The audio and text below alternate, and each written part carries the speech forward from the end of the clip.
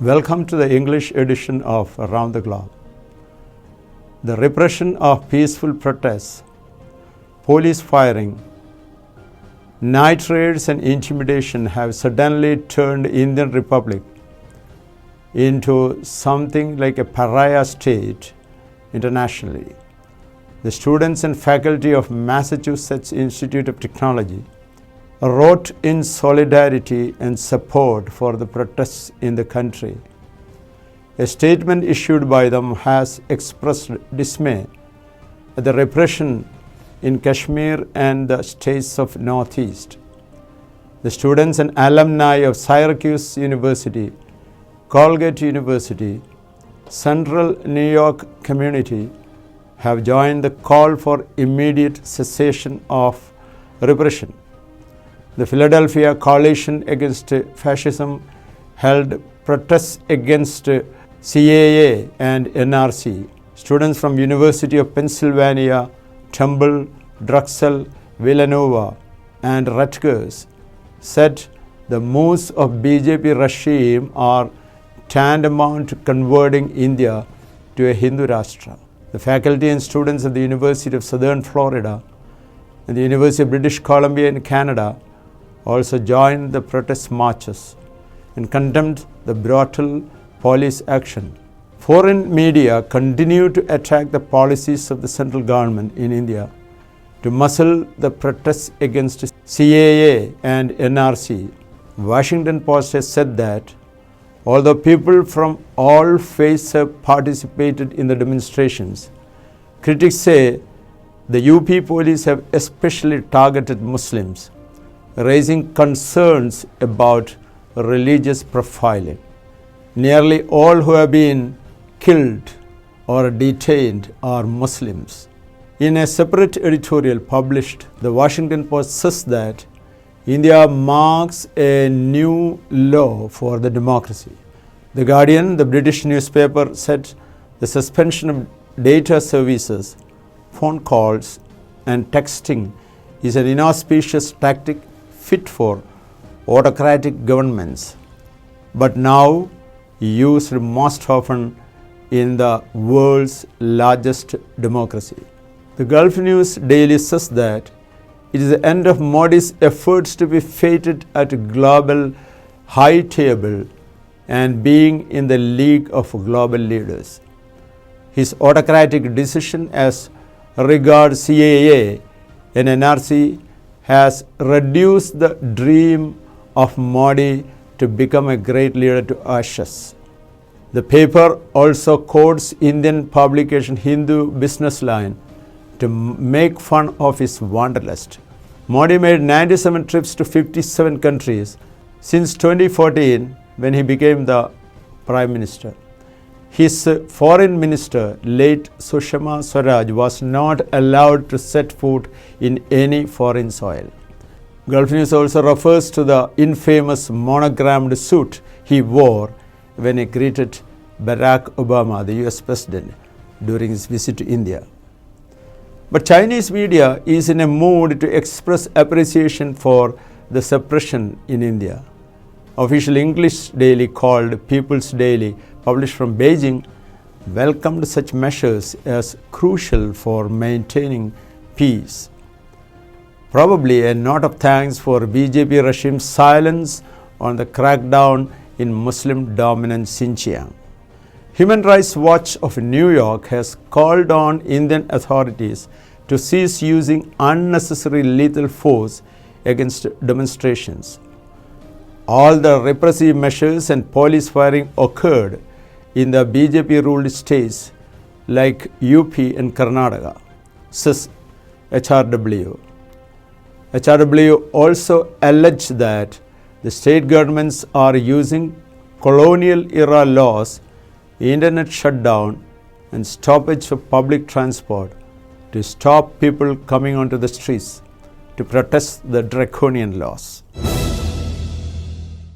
A criminal court in Riyadh, Saudi Arabia, handed down 8 guilty verdicts last Monday. 5 hapless stooges, unknown to the world, were given death sentences. The trial was held in the condition of utmost secrecy, throughout strengthening the suspicion that those who condemned were dispensable fall guys. This suspicion will grow when we learn that Prince Mohammed bin Salman's advisor, Saud al-Qahtani, was released without any charge. The Saudi Deputy Public Prosecutor, Shal'an bin Raji Shal'an, had previously said that Qahtani was involved in the discussions about Khashoggi with a team of killers who went to the consulate in Istanbul. He also said that Qahtani had acted in coordination with the Deputy Intelligence Chief, Ahmad al-Asiri. However, he was also acquitted due to insufficient evidence. The report published in June by the UN Special Rapporteur found credible evidence of the liability of some high officials in the murder, which includes Prince Mohammed bin Salman, the Crown Prince. Even CIA, the American intelligence agency, which usually supports Saudi Arabia, had found in a secret report that Prince Mohammed personally ordered the murder of Khashoggi. The report has listed multiple supporting evidence. The prince, however, has categorically denied such allegations. So it seems that the Saudi Arabian judiciary is trying to save the House of Saud, especially Prince Mohammed bin Salman, and whitewash the crime he and his close associates alleged to have committed in Istanbul. The UN General Assembly approved a resolution yesterday strongly condemning the gross human rights violations against Rohingya Muslims and other minorities in the provinces of Myanmar. 134 nations voted for the resolution, while 9 opposed it. The de facto president of Myanmar, Aung San Suu Kyi, has gone to International Court of Justice in The Hague to reply to the allegation that the military in the country is involved in human rights violations and the use of cruel, repressive methods to drive out the beleaguered minority. Suu Kyi, once known as an icon of freedom and democracy, has now become the defender of her faith and rejected the accusations that the country is involved in any war crimes or the crimes against humanity. But leaders of Rohingya Muslims dismissed her speech in The Hague as a bag full of lies, covering up the genocide. The new resolution expresses alarm at the continuing influx of Rohingya Muslims to the neighboring Bangladesh. It is reported that 1.1 million Rohingyas are known to be living in Bangladesh for fear of Burmese atrocities against them. The so-called Islamic State has said that they had killed 11 Christians in Nigeria one day after Christmas. In a video they have released, they have shown 11 blindfolded men being lined up for execution.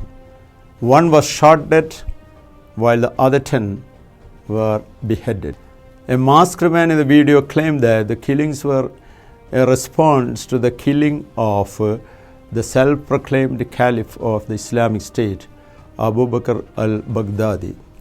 It might be noted that Abu Bakr al-Baghdadi killed himself in October to avoid capture by the US forces in Idlib in Syria.